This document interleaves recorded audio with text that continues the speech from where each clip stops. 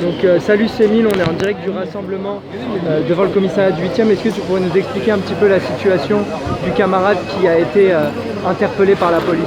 Oui, alors comme on a pu voir sur les vidéos de la manifestation de jeudi dernier, donc un camarade s'est interposé pour pouvoir protéger une infirmière qui se faisait rouer de coups par les policiers de la Brave. Donc il s'est interposé en tant que citoyen, il a fait preuve d'une grande noblesse en intervenant et évitant le pire, puisqu'on a vu sur les vidéos qu'il y a eu un acharnement et un déferlement de haine de la part de ces policiers. Donc c'est inacceptable. Et aujourd'hui, notre camarade, il est traduit devant la justice pour des raisons fallacieuses. Donc c'est inacceptable, sa place, elle est dehors, elle est parmi nous. Et c'est des gens comme lui, c'est des gens dans toutes les manifestations qui s'interposent pour pas que les bavures policières elles aient lieu et protéger nos enfants, nos aînés et des femmes qui sont tabassées dans les manifestations. Et ben ces gens-là, il faut les remercier et il faut faire preuve de solidarité et de fraternité, et comme on vient de le faire avec l'ensemble des camarades qui sont venus de la CGT, de Sud Santé, de Sudrail, des cheminots CGT de Montparnasse. Donc on remercie y compris Révolution, les camarades de Révolution Permanente qui sont présents. Donc on remercie tout le monde, tous les camarades qui sont venus pour soutenir notre camarade Arnaud. Et justement, on voit qu'au moment où il y a un scandale sur les violences policières, on met derrière les barreaux quelqu'un qui essayait de protéger une femme.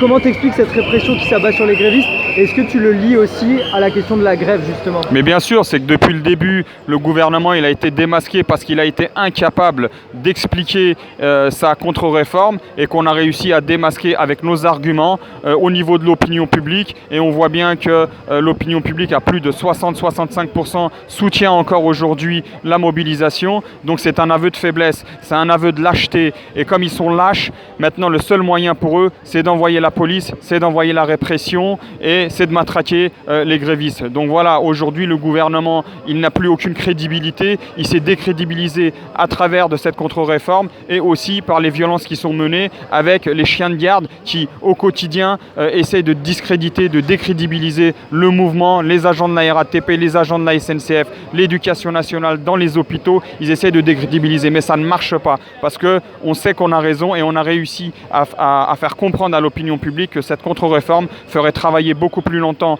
les travailleurs et aussi une diminution des pensions de retraite. Et justement, là, on a appris que le camarade était déféré. Du coup, c'est quoi la suite pour le soutien?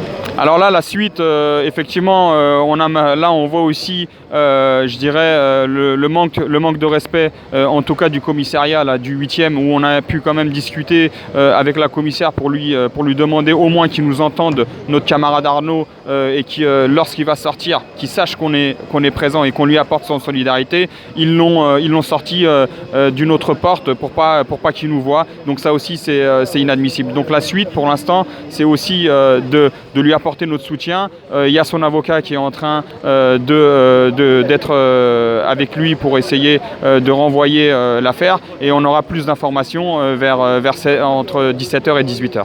Ok, super, merci beaucoup. Merci à toi.